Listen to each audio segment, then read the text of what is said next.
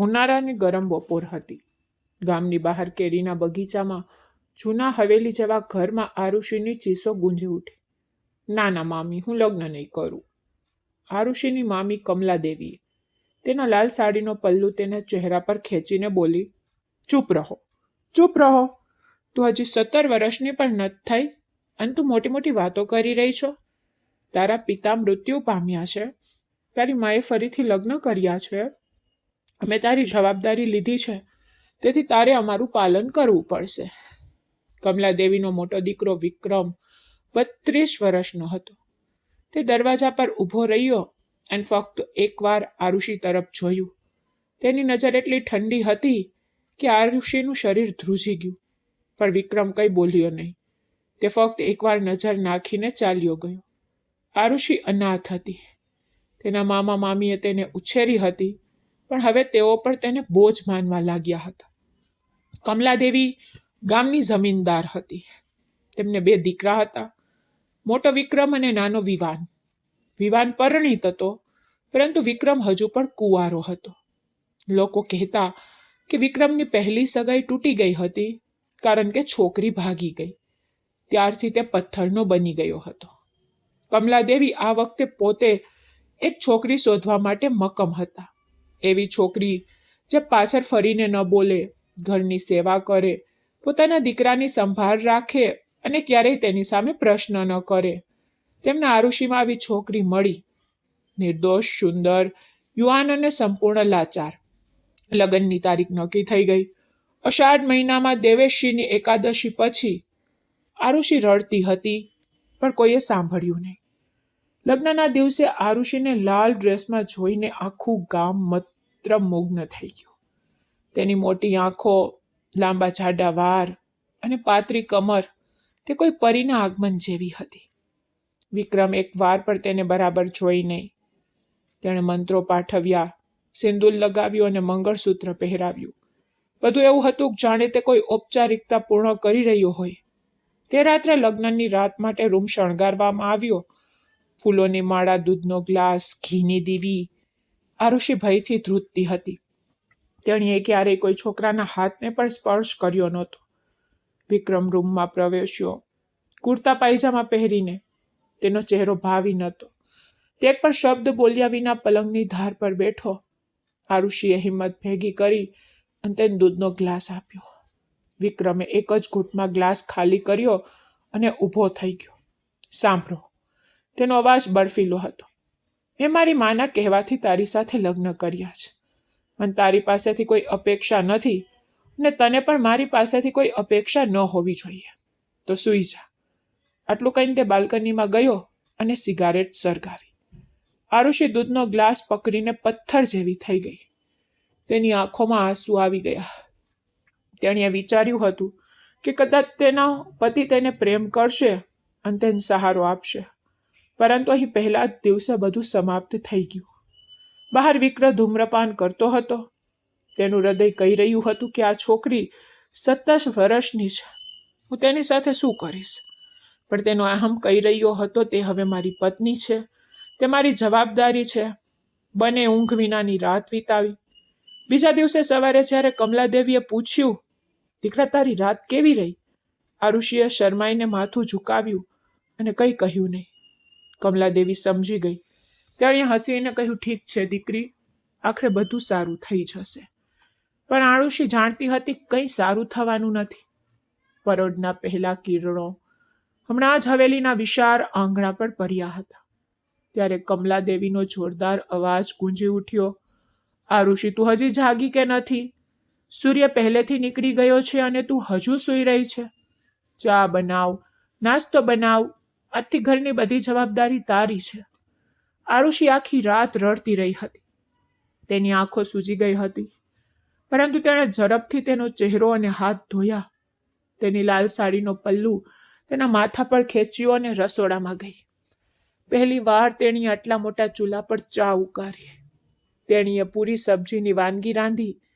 તેના હાથ ધ્રુજતા હતા, પણ કોઈએ ધ્યાન આપ્યું નહીં. જ્યારે બધા ડાઇનિંગ ટેબલ પર બેઠા ત્યારે વિક્રમે એક વાર પણ તેની તરફ જોયું નહીં.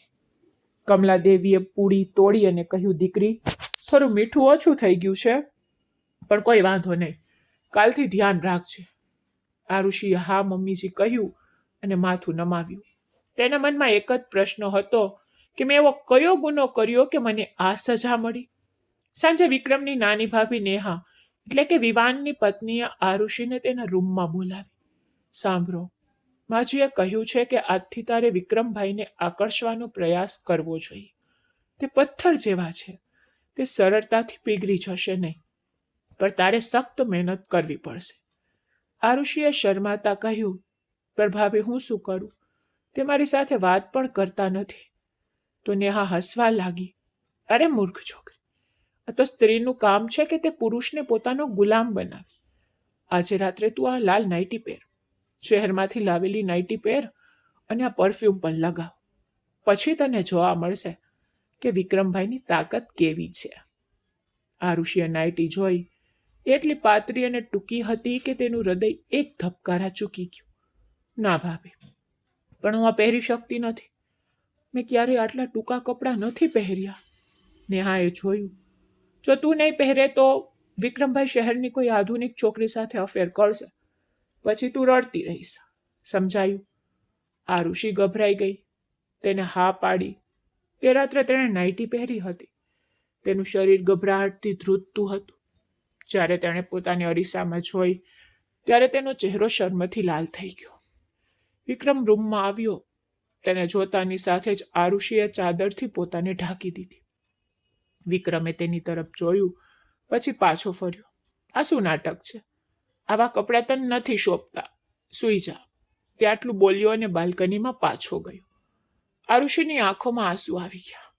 તેણે નાઇટી ઉતારી, પોતાનો જૂનો સલવાર કમીઝ પહેર્યો અને સૂઈ ગઈ. 3-4 દિવસ આમ જ પસાર થઈ ગયા. આરુષિ આખો દિવસ ઘરના બધા કામ કરતી. ઝાડુ, પોછા, વાસણ, કપડાં, ગાય ભેંસોને ખવડાવવું, અને વિક્રમ તેની સાથે એક પણ શબ્દ બોલતો નહીં. એક દિવસ કમલાદેવીએ વિક્રમને ફોન કરીને ઠપકો આપ્યો. દીકરા, જો તું તારી પત્નીને આ રીતે એકલી છોડી દેશે તો તે ભાગી જશે. ઓછામાં ઓછું તેની સાથે વાત તો કર. વિક્રમે ઠંડવા સ્વરે કહ્યું, માં, મેં તારી ખુશી માટે તેની સાથે લગ્ન કર્યા. મને તેના માટે કોઈ ઈચ્છા નહોતી. તે ફક્ત એક બાળક છે, મને તેની પરવા નથી. કમલાદેવીએ ગુસ્સામાં કહ્યું, તે એક બાળક છે તો તે મોટી થશે, તું તેની સંભાળ રાખ, નહીંતર હું બીજી વ્યવસ્થા કરીશ. તે જ રાતે વિક્રમે પહેલી વાર આરુષિ સાથે વાત કરી. સાંભળો, માએ મને તને કોલેજ મોકલવાનું કહ્યું. મેં તને શહેરની સારી કોલેજમાં પ્રવેશ અપાવ્યો છે. તું કાલથી કોલેજ જવાનું શરૂ કરી દે. આરુષિને નવાઈ લાગી, પણ મેં 10મા ધોરણ પછી ભણવાનું છોડી દીધું. કોઈ વાંધો નહીં, મેં ખાસ વર્ગોની વ્યવસ્થા કરી છે. તું પાસ થઈશ અને સમજદાર બનીશ. વિક્રમે આ કહ્યું પછી ચૂપ થઈ ગયો. બીજા દિવસે આરુષિએ કોલેજ જવાનું શરૂ કર્યું. ત્યાં તેણે એક નવી દુનિયા જોઈ. જીન્સ અને ટોપ પહેરેલી છોકરીઓ છોકરા સાથે હસતી. તેની મિત્ર રિયાએ પૂછ્યું, શું તમે આટલી નાની ઉંમરે પરણી ગયા છો? આરુષિએ શરમાઈને હા પાડી. તો રિયા હસી પડી. ઓ વાહ, તો તારા લગ્નની રાત કેવી રહી? આરુષિનો ચહેરો લાલ થઈ ગયો, પણ તેણે કંઈ કહ્યું નહીં. ધીમે ધીમે કોલેજમાં તેને પતિ પત્ની વચ્ચે શું થાય છે તે જાણવા મળ્યું. છોકરીઓ વાતો કરતી, કિસિંગ, હગિંગ, ઘણું બધું. તે ખુલ્લેઆમ વાત કરતી હતી. આરુષિનું હૃદય ધબકવા લાગ્યું. તે ઈચ્છતી હતી કે વિક્રમજી પણ મને આટલો જ પ્રેમ કરે. એક દિવસ રિયાએ કહ્યું, તારો પતિ તો ખૂબ જ સુંદર છે અને તું કહે છે કે તે તારી સાથે વાત પણ નથી કરતો. આવ, હું તને શીખવીશ કે પુરુષને પાગલ કેવી રીતે બનાવવો. પર આરુષિએ ના પાડી. પણ રિયા તેને બળજબરીથી શહેરના એક બ્યુટી પાર્લરમાં લઈ ગઈ. ત્યાં તેણે તેના વાળ કપાવ્યા, વેક્સ કરાવ્યું અને તેને નવો મેકઅપ શીખવ્યો. પછી તેને શોર્ટ્સ, કુર્તી અને લેગીસ પહેરાવ્યા. જ્યારે તે ઘરે પાછી આવી ત્યારે કમલાદેવીએ તેને જોઈ અને ચહેરો બનાવ્યો. તે આ શું પહેર્યું છે? ગામમાં આવા કપડાં સ્વીકાર્ય નથી. પણ આરુષિએ પહેલી વાર હિંમત એકઠી કરી. મમ્મી, હું કોલેજ જાઉં છું, ત્યાં બધા આવા જ કપડાં પહેરે છે. વિક્રમે તેને ઉપરથી નીચે સુધી જોઈ. પહેલીવાર તેની આંખોમાં કંઈક ચમક્યું, પણ તે તરત જ પાછો ફરી ગયો. તે રાત્રે જ્યારે વિક્રમ રૂમમાં આવ્યો ત્યારે આરુષિએ હિંમત એકઠી કરી અને કહ્યું, વિક્રમજી, તમે મારા પર કેમ ગુસ્સે છો? વિક્રમ થોંભી ગયો. મને ગુસ્સો નથી, પણ તું બહુ નાની છે. મને લાગે છે કે હું તારી સાથે ખોટું કરી રહ્યો છું. આ સાંભળીને આરુષિની આંખો આંસુઓથી ભરાઈ ગઈ. હું નાની હોઈશ, પણ હું તમારી પત્ની છું. શું તમે મને ક્યારેય તમારી પત્ની તરીકે સ્વીકારશો નહીં? વિક્રમ ચૂપ રહ્યો. પછી તેણે કહ્યું, સૂઈ જા આરુષિ, તું આ વાતો હજુ સમજી શકશે નહીં. તે રાત્રે પણ તેઓ અલગ સૂઈ ગયા. પર આરુષિ મક્કમ હતી. તે બોલી, હું તમને મારા બનાવીને જ રાખીશ, ગમે તે થાય. આરુષિ હવે શહેરની કોલેજમાં એક નવી ઓળખ સ્થાપિત કરી હતી. ગામડાની માસૂમ છોકરી દરરોજ વધુ ને વધુ તેજસ્વી બનતી ગઈ. ટૂંકા કુર્તા, પાતળા દુપટ્ટા, લિપસ્ટિકની ઝાંખી રેખા, તેની આંખોમાં કાજલ. છોકરાઓ તો તેની પાછળ આવવા લાગ્યા. તે દિવસ રિયાએ કહ્યું, ચાલો આજે પાર્ટીમાં જઈએ. આપણા સિનિયર રોહનની જન્મદિવસની પાર્ટી છે, ત્યાં ડાન્સ પણ થશે. આરુષિ ડરી ગઈ. ના રિયા, જો મારા પરિવારને ખબર પડી જશે તો તેઓ મને મારી નાખશે. ચિંતા ન કર, હું રાત્રે 9 વાગ્યા સુધીમાં પાછી આવીશ. હું તને છોડી દઈશ. હવે આરુષિ પહેલીવાર ખોટું બોલી. તેણે કમલાદેવીને કહ્યું કે આજે લાઇબ્રેરીમાં ગ્રુપ સ્ટડી છે, તે મોડી આવશે.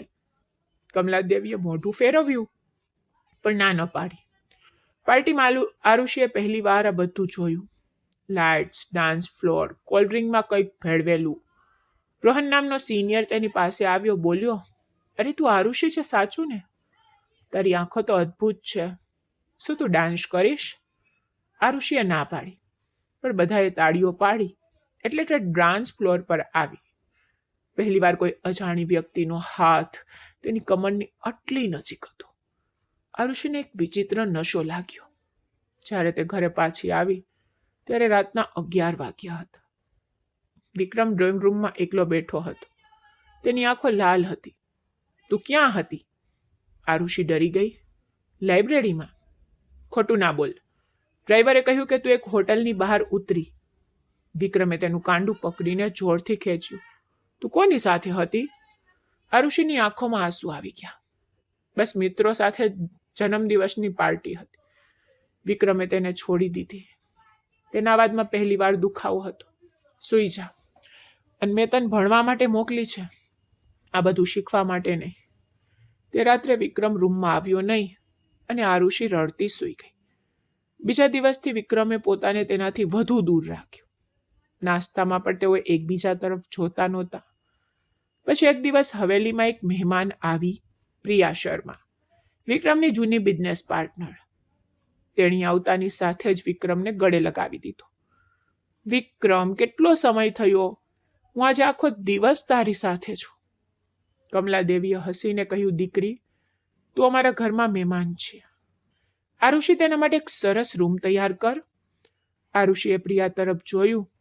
એટલી સુંદર હતી કે તેનું હૃદય ડૂબી ગયું. પ્રિયા ડાઇનિંગ ટેબલ પર વિક્રમની બાજુમાં બેઠી હસતી અને વાતો કરતી હતી. જ્યારે આરુષિએ બધાને જમવાનું પીરસ્યું ત્યારે પ્રિયાએ કહ્યું, આરુષિ, તું હજુ બાળક છે. વિક્રમે મને કહ્યું કે તું ફક્ત 17 વર્ષની છે. વાહ વિક્રમ, તને તો જેકપોટ લાગી ગયો.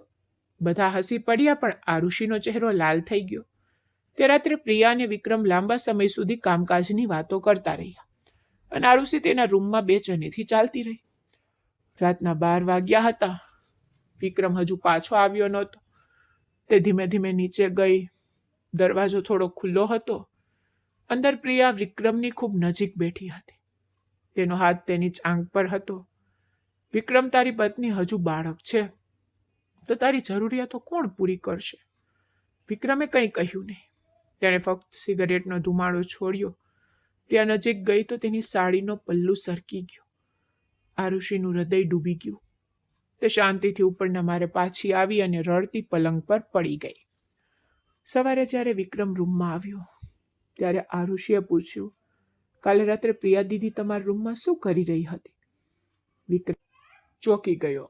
પછી ઠંડા સ્વરમાં તેણે કહ્યું, તે કામકાજની વાત હતી. તું હજુ નાની છે તો આ બધું સમજી શકશે નહીં. આરુષિનો ગુસ્સો ફાટી નીકળ્યો. હું નાની છું, તેથી તમારે બહાર કોઈ બીજા સાથે મજા કરવી જોઈએ. પણ હું તમારી પત્ની છું વિક્રમ. વિક્રમે તેની સામે જોયું. જો તું પત્ની છે તો પત્નીની જેમ વર્ત, મને સવાલ ના કર. તે આટલું બોલીને ચાલ્યો ગયો. તે દિવસથી આરુષિએ નિર્ણય લીધો કે જો વિક્રમ તેને નહીં ઈચ્છે તો તે તેને હેરાન કરશે. તેથી તેણીએ વધુ બોલ્ડ કપડાં પહેરવાનું શરૂ કર્યું. તે હસી અને કોલેજમાં છોકરાઓ સાથે વાત કરવા લાગી. રોહન તેનો પીછો કરવા લાગ્યો. દરરોજ ફૂલ, સંદેશાઓ, ફોન. એક સાંજે રોહને કહ્યું, આરુષિ, હું તને ખરેખર પ્રેમ કરું છું. તારો પતિ તને નથી ઈચ્છતો તો મારી સાથે ચાલ. આરુષિએ કંઈ કહ્યું નહીં. તે ફક્ત હસતી હતી. તે જ રાત્રે પ્રિયા ફરી આવી. આ વખતે 3 દિવસ રહી આરુષિને લાગ્યું કે તેનું જીવન આગમાં ભડકી જવાનું. પ્રિયાના આગમન પછી બીજા દિવસે સવારે હવાઈમાં ધમાલ મચી ગઈ. કમલાદેવીએ આરુષિ પર ગુસ્સો કર્યો અને કડકાઈથી કહ્યું, જુઓ દીકરી, પ્રિયા શહેરમાં એક ઉચ્ચ અધિકારી છે. વિક્રમ સાથે તેનો એક મોટો પ્રોજેક્ટ છે. તું તેનું સંપૂર્ણ ધ્યાન રાખજે. તે જે કહે તે કરો. તેના માટે અલગ નાસ્તો અને ચા તૈયાર કરો. અને તરત જ. તમે સમજી ગયા? આરુષિએ માથું નમાવ્યું અને કહ્યું, હા. પણ અંદર આગ ભભૂકી રહી હતી. નાસ્તાના ટેબલ પર પ્રિયાએ આરુષિને ઉપર નીચે જોઈ અને સ્મિત સાથે કહ્યું, આરુષિ, તું ઢીંગલી જેવી લાગે છે. વિક્રમે મને કહ્યું કે તું ગામડાની છે, પણ તારી ત્વચા તો માખણ જેવી છે. કોઈ ખાસ ઉપાય? આરુષિએ જવાબ આપ્યો, હા, ફક્ત દહીં અને હળદર લગાવું છું. પ્રિયા હસી પડી. વાહ વિક્રમ, તું ખૂબ નસીબદાર છે યાર. તારી પત્ની ખૂબ જ હોટ છે અને તું ઓફિસમાં અટવાઈ ગયો. વિક્રમે કંઈ કહ્યું નહીં. તેને ફક્ત ચાની એક ચૂસકી લીધી અને ઊભો થયો. બપોરે પ્રિયાએ વિક્રમને કહ્યું કે ચાલો ચાલો ખેતરે જઈએ. મેં ગામડાની હવા ખાધાને ઘણો સમય થઈ ગયો છે. તેથી તેઓ ઘોડા પર બેસીને ખેતરોમાં ગયા. આરુષિએ ટેરેસ પરથી જોયું તો તેનું હૃદય બળી રહ્યું હતું. સાંજે જ્યારે તેઓ પાછા ફર્યા ત્યારે પ્રિયાની સાડી કાદવથી લથપથ હતી અને આરુષિએ વિક્રમના શર્ટ પર લાલ લિપસ્ટિકનું નિશાન જોયું તો તેની આંખો લાલ થઈ ગઈ. રાત્રે ભોજન પૂરું થતાં જ પ્રિયાએ કહ્યું, વિક્રમ, આજે હું ખૂબ જ થાકી ગઈ છું. મારી પેટ દુખે છે. પ્લીઝ મને થોડી માલિશ કરાવી આપો ને. કમલાદેવીએ તરત જ કહ્યું, આરુષિ, પ્રિયાને માલિશ કર. આ સાંભળી આરુષિના હાથ ધ્રુજવા લાગ્યા. પણ તે શાંતિથી પ્રિયાના રૂમમાં ગઈ. પ્રિયાએ તેનું બ્લાઉઝ ઉતાર્યું અને ફક્ત તેની બ્રા પહેરીને સૂઈ ગઈ. ચાલ ઢીંગલી, મને જોરથી દબાવી દે. આરુષિએ કોઈક રીતે માલિશ પૂરી કરી. પ્રિયાએ ઠંડી આહ ભરી અને બોલી, યાર, વિક્રમની આંગળીઓમાં તો જાદુ છે. શું તેણે ક્યારેય તને માલિશ કરી છે? આરુષિ ચૂપ રહી. તેની આંખોમાં આંસુ આવી ગયા. રાત્રે 11 વાગ્યે વિક્રમ રૂમમાં આવ્યો. આરુષિ પલંગ પર તેની પીઠ પર સૂઈ રહી હતી. વિક્રમે કહ્યું, પ્રિયાને ઊંઘ આવતી નહોતી. હું તેની સાથે વાત કરતો હતો. આરુષિએ પાછળ જોયું. તેની આંખો સૂજી ગઈ હતી. તમને જે જોઈએ તે કરો, મને વાંધો નથી. વિક્રમ પહેલી વાર ગુસ્સે થયો. તારો શું મતલબ છે? હું તારો પતિ છું. આરુષિ હસી પડી. અમારા લગ્નની રાત્રે મને એકલી છોડી દેનાર પતિ, જે દિવસ રાત બીજી સ્ત્રી સાથે વિતાવે. તમે ફક્ત નામના પતિ છો વિક્રમ. વિક્રમે તેનું કાંડું પકડી લીધું. આવી વાત કરવાનું બંધ કર પ્રિયા. ફક્ત એક બિઝનેસ પાર્ટનર છે. આરુષિએ તેનો હાથ છોડાવ્યો. તો આજે ખેતરોમાં શું કામ ચાલી રહ્યું હતું? તમારા શર્ટ પરની લિપસ્ટિકનું નિશાન પર બિઝનેસનું સંબંધ હતું. વિક્રમ બોલી શક્યો નહીં. તે શાંતિથી બહાર નીકળી ગયો. બીજા દિવસે સવારે પ્રિયાએ બધાની સામે આરુષિને ટોણો માર્યો કે આરુષિ, તું તો હજુ બાળક છે. તું વિક્રમ જેવા માણસને સંભાળી શકતી નથી. તે મને કહી રહ્યો હતો કે તે તારાથી કંટાળી ગયો છે. કમલાદેવી આ સાંભળ્યું અને મૌન રહી. આરુષિની આંખોમાં આંસુ આવી ગયા. તે દોડીને પોતાના રૂમમાં બંધ થઈ ગઈ. તે બપોરે રોહને તેને મેસેજ કર્યો, આરુષિ, હું તારા ઘરની બહાર છું. બસ 5 મિનિટ માટે મને મળ. ખૂબ જ મહત્વપૂર્ણ છે. આરુષિને લાગ્યું કે હવે બહુ થયું. તે શાંતિથી ચાલી ગઈ. રોહન તેની મોટરસાયકલ પર ઊભો હતો. ચાલો થોડી ડ્રાઈવ કરવા જઈએ. તું ખૂબ જ પરેશાન લાગે છે આરુષી. આરુષી વિચાર્યા વિના તેની પાછળ બેસી ગઈ. તેઓ ગામની બહાર નદી કિનારે પહોંચ્યા. રોહને તેનો હાથ પકડ્યો. આરુષી, હું તને ખરેખર પ્રેમ કરું છું. તારો પતિ તને સમજી શકતો નથી. તું મારાથી ખુશ થઈશ. આરુષીની આંખો આંસુઓથી ભરાઈ ગઈ. તેણીએ કંઈ કહ્યું નહીં. રોહને તેને ગળે લગાવી પહેલી વાર. તે કોઈ અજાણી વ્યક્તિના હાથમાં હતી. તેનું હૃદય ધબકતું હતું. પછી કોઈએ દૂરથી ફોટો લીધો. જ્યારે આરુષી તે સાંજે ઘરે પાછી ફરી ત્યારે હવેલીમાં ખળભળાટ મચી ગયો.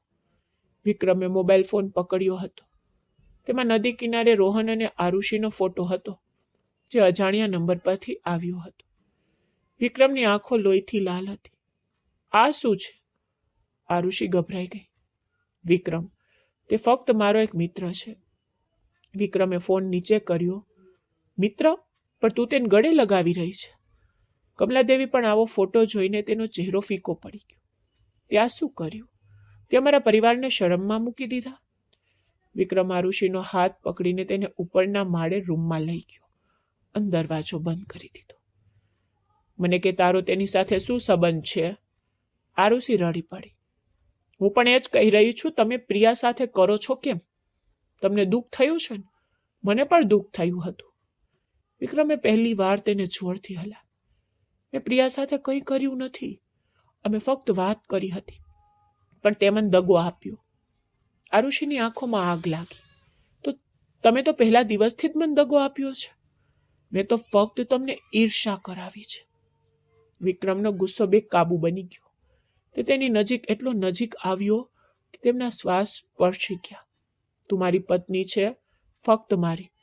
બીજા કોઈને તને સ્પર્શ કરવા નહીં દઉં. આરુષીએ કહ્યું. ઓ, તો પછી સાબિત કરીને બતાવો. વિક્રમે તેને દિવાલ સાથે અડાડી દીધી. તેની આંખોમાં ગુસ્સા બદલ બીજું કંઈક હતું. પહેલી વાર તેણે આરુષીના હોઠને સ્પર્શ કર્યો. આરુષી ધ્રુજી ગઈ. તે રાત્રે રૂમમાં એકમાત્ર અવાજ શ્વાસ લેવાનો હતો. બહાર પ્રિયા હસતી હતી.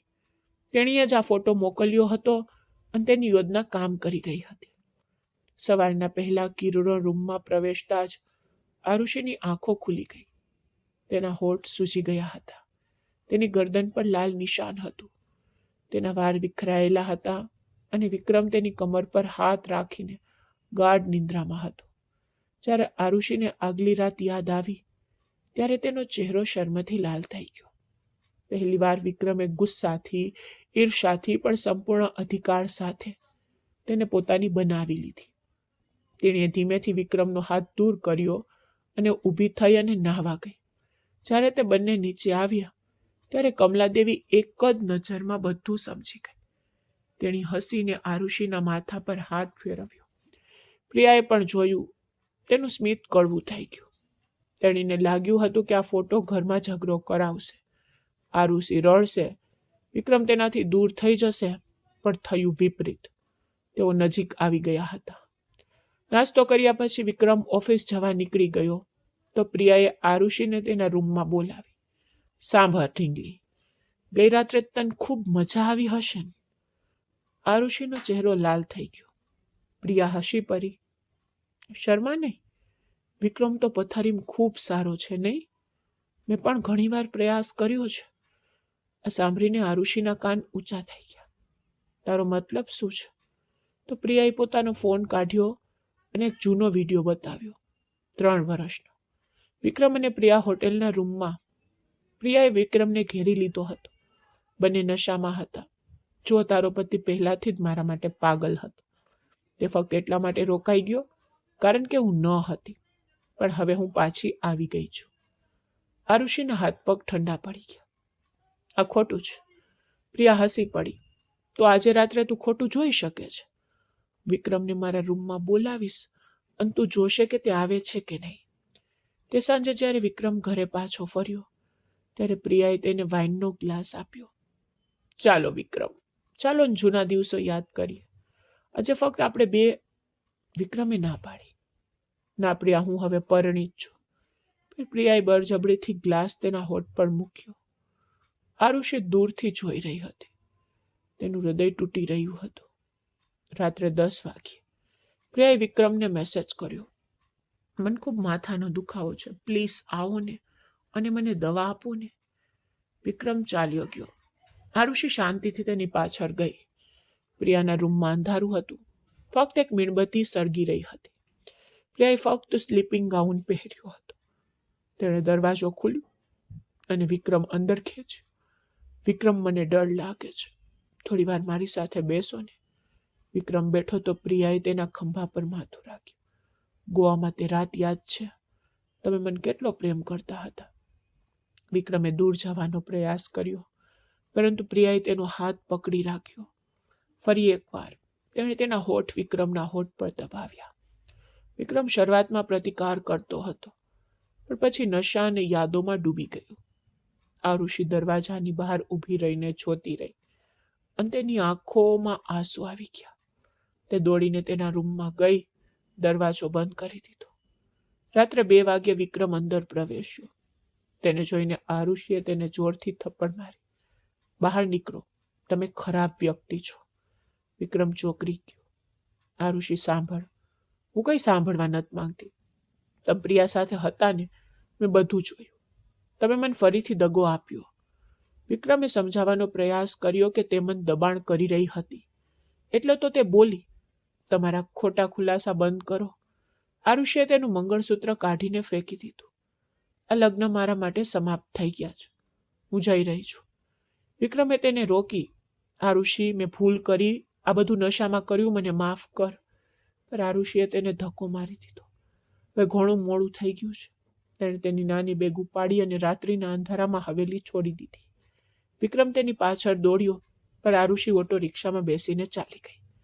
સવારે જ્યારે કમલાદેવીને ખબર પડી ત્યારે તે રડી પડી અને પ્રિયા શાંતિથી તેની બેગ લઈને જતી હતી.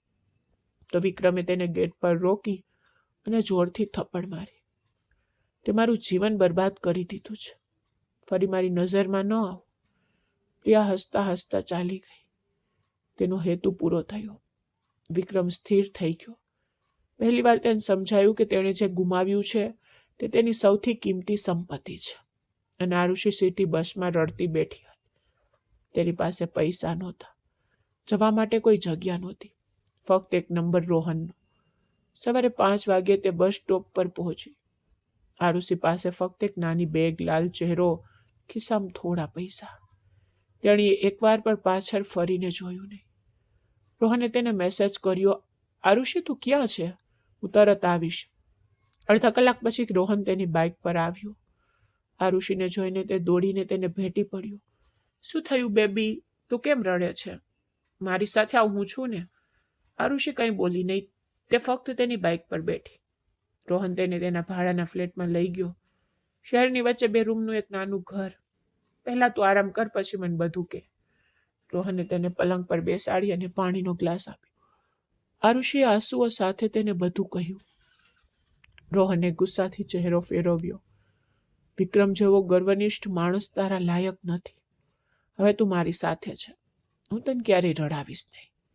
તેને આરુષિના કપાળ પર ચુંબન કર્યું, પણ આરુષિએ કંઈ કહ્યું નહીં. તેને ફક્ત આંખો બંધ કરી. તે દરમિયાન હવેલીમાં અંધાધૂંધી હતી. કમલાદેવી બીમાર પડી ગઈ અને વિક્રમ દિવસ રાત આરુષિને શોધતો રહ્યો. તે પોલીસ રિપોર્ટ નોંધાવ્યો. તેણે ગામ પછી ગામ શોધ્યું, પણ આરુષિનો કોઈ પતો લાગ્યો નહીં. 10 દિવસ વીતી ગયા. રોહને આરુષિને પોતાના ફ્લેટમાં રાખી. તેણે તેનો નવો ફોન, નવા કપડાં અને મેકઅપ અપાવ્યો. ધીમે ધીમે આરુષિ હસવા લાગી. બહાર જવાનું અને ફોટા પડાવવા લાગી. રોહને સોશિયલ મીડિયા પર ઘણા બધા ફોટા પોસ્ટ કર્યા. તેઓ સાથે રાત્રિ ભોજન કરી રહ્યા હતા, બીચ પર ફરવા જઈ રહ્યા હતા અને એકબીજાને ગળે લગાવી રહ્યા હતા. પરંતુ પછી કોઈ આ ફોટા વિક્રમને મોકલ્યા. વિક્રમે તેમને જોયા અને તેનું લોહી ઉકળી ઉઠ્યું. તે તરત જ તેની કાર લઈને શહેર તરફ દોડી ગયો. આ દરમિયાન રોહને આરુષિને કહ્યું કે હું તારી સાથે લગ્ન કરવા માંગુ છું. ચાલો આજે કોર્ટમાં જઈએ. આરુષિએ હસીને હા પાડી. પછી કોર્ટની બહાર ફોટો લેવામાં આવ્યા. તે જ સાંજે રોહને એક વાર્તા પોસ્ટ કરી. જ્યારે વિક્રમે વાર્તા જોઈ, તેનું શીર્ષક હતું શ્રીમતી અને શ્રી રોહન શર્મા. તેની આંખો લાલ થઈ ગઈ. તેને રોહનને શોધી કાઢ્યો અને રાત્રે 10 વાગ્યે તેના ફ્લેટ પર પહોંચ્યો. આરુષિએ દરવાજો ખોલ્યો, પણ વિક્રમને જોઈને તેના પગ ધ્રુજવા લાગ્યા. વિક્રમે તેને કાંડાથી પકડીને અંદર ખેંચી લીધી. રોહન સોફા પર બેઠો હતો. વિક્રમને જોતા જ ઊભો થઈ ગયો. આ કોણ છે આરુષિ? વિક્રમે રોહનને કોલરથી પકડી લીધો. આ મારી પત્ની છે, તેના પરથી તારો હાથ દૂર કર. રોહન પણ ગુસ્સે થયો. હવે તે મારી પત્ની છે, અમે કોર્ટ મેરેજ કર્યા છે. વિક્રમે કાગળો માંગ્યા. ગભરાયેલી આરુષિએ તેને કોર્ટ મેરેજ સર્ટિફિકેટ બતાવ્યું. વિક્રમે તે તરફ જોયું. તેના હાથમાંથી તે છીનવી લીધું અને ફાડી નાખ્યું. આ કાગળનો ટુકડો કંઈ નથી. કોઈ કોર્ટ હિન્દુ પરંપરા દ્વારા સ્થાપિત બંધનને તોડી નથી શકતી. પણ આરુષિ રડવા લાગી. તમે મને દગો આપ્યો, હવે હું મુક્ત છું. પણ વિક્રમે તેને દિવાલ સાથે ધક્કો માર્યો. તેની આંખોમાં આગ હતી. સ્વતંત્રતા? અરે તે તારા ગળામાં મારા નામનું મંગળસૂત્ર પહેર્યું છે. તું મારી છે, ફક્ત મારી. રોહને દરમિયાનગીરી કરવાનો પ્રયાસ કર્યો, પરંતુ વિક્રમે તેને મુક્કો માર્યો અને રોહન જમીન પર પડી ગયો. આરુષિએ બૂમ પાડી, રોકો વિક્રમ! પણ વિક્રમે તેને ઉપાડી અને કારમાં બેસાડી. રોહન પોલીસને બોલાવવાની ધમકી આપતો રહ્યો, પણ વિક્રમે સાંભળ્યું પણ નહીં. તેઓ હવેલી પહોંચ્યા ત્યાં સુધીમાં રાતના 2 વાગ્યા હતા. વિક્રમ આરુષિને તેના રૂમમાં લઈ ગયો અને દરવાજો બંધ કરી દીધો. ફરી ક્યારેય ભાગવાનો પ્રયાસ ન કરતી. આરુષિ રડી રહી હતી. શું તો તમે મને મારશો? વિક્રમે તેના આંસુ લૂછ્યા. પહેલીવાર તેના અવાજમાં પ્રેમ હતો. ના, હું તને નહીં મારું. હવે હું તને મારા હૃદયથી પ્રેમ કરીશ. તે મને અહેસાસ કરાવ્યો કે હું તારી વિના જીવી શકતો નથી અને હું તારા વિના મરી જઈશ. તેણે આરુષિને પોતાના હાથમાં લીધી. બહાર વરસાદ શરૂ થઈ ગયો હતો. રૂમમાં ફક્ત 2 આત્મા હતી અને 2 હૃદય એકબીજા માટે ધડકતા હતા. બીજા દિવસે કમલાદેવીએ આરુષિને ગળે લગાવી. દીકરી, ફરી ક્યારેય ઉદાસ ન થા. આ ઘર તારું જ. અને વિક્રમે પ્રિયા સાથે બધો જ વ્યવસાય સમાપ્ત કરી દીધો.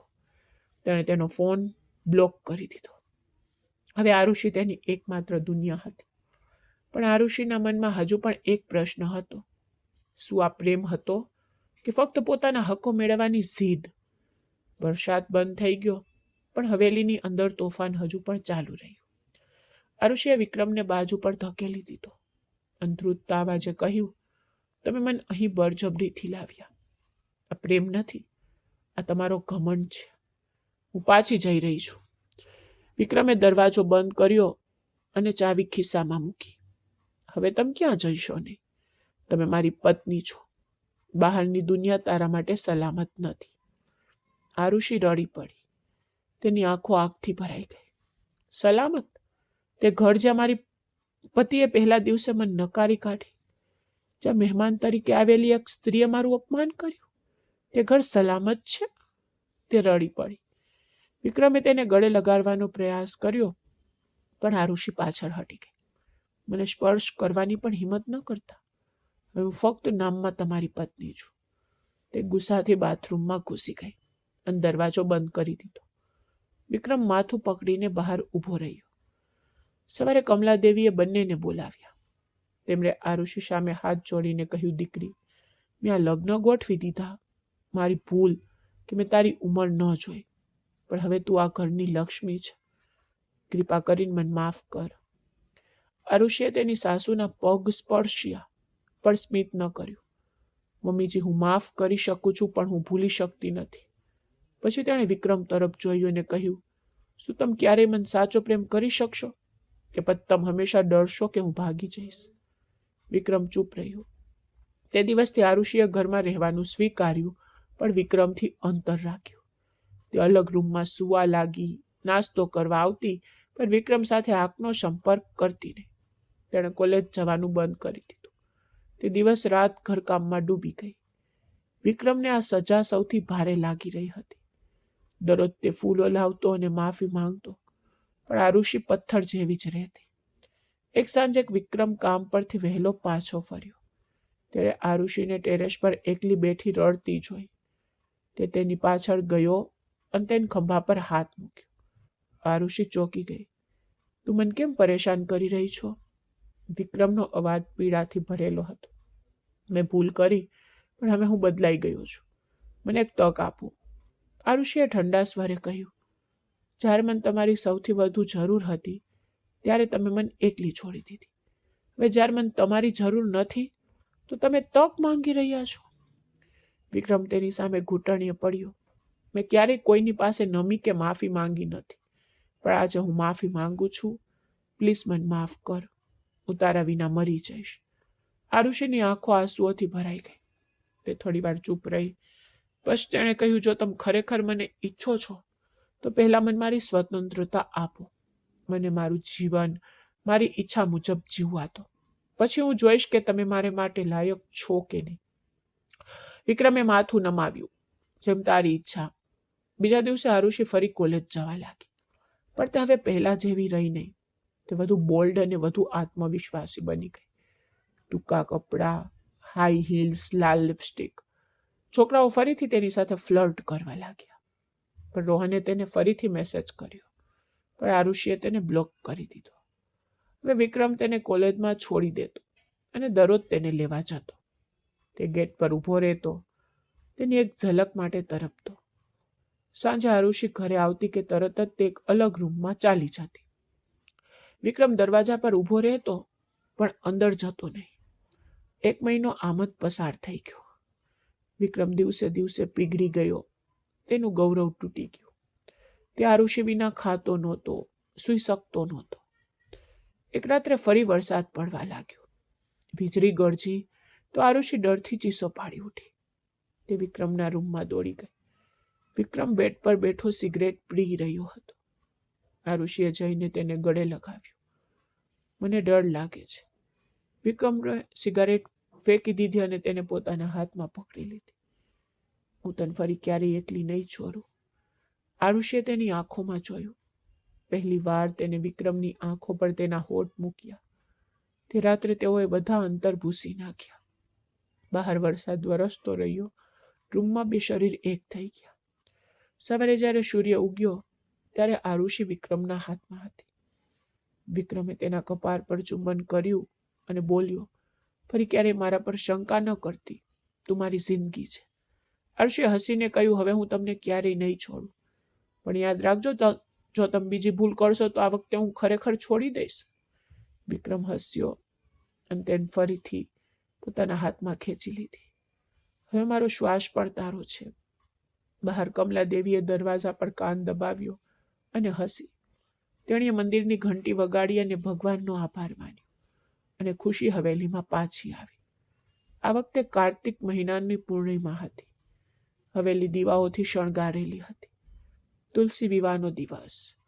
કમલાદેવીએ વહેલી સવારે આરુષિને અવાજ કર્યો અને તેને લાલ બનારસી સાડી, સોનાના ઘરેણાં અને નવું મંગળસૂત્ર આપ્યું. આજે ફરી તારી ગોણા છે દીકરી. આ વખતે આરુષિએ શરમાઈને સાડી પહેરી, પૂરા દિલથી. આજે તે દુલ્હનની જેમ પોતાને તૈયાર કરી રહી હતી. કોઈ મજબૂરી નહોતી. કાજલની રેખા, લાલ બિંદી, સિંદૂરની જાડી રેખા. જ્યારે તે સીડીઓ પરથી નીચે ઉતરી ત્યારે વિક્રમ શેરવાનીમાં ઊભો હતો. તેની નજર તેના પર ટકેલી હતી. પૂજારી આવ્યા. એક નાનો હવનકુંડ સળગાડેલો હતો. કમલાદેવી, વિવાન, નેહા ભાભી, પરિવારના બધા સભ્યો સાક્ષી તરીકે ઊભા હતા. વિક્રમે આરુષિનો હાથ પકડીને 7 ફેરા લીધા. દરેક ફેરા સાથે તેને તેના કાનમાં ફફડાટથી કહ્યું, પહેલો ફેરો, હું ફરી ક્યારેય તારા પર શંકા નહીં કરું. બીજો ફેરો, તારી દરેક ખુશી મારી જવાબદારી છે.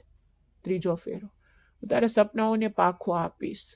ચોથો ફેરો, દરેક ખુશીની ક્ષણમાં તારી સાથે રહીશ. 5મો ફેરો, તારું હાસ્ય મારી પૂજા છે. 6ઠ્ઠો ફેરો, હું તારા વગર એક ક્ષણ પર જીવી શકતો નથી. 7મો ફેરો, હું આ જીવન અને 7 જીવન તને સમર્પિત કરું છું.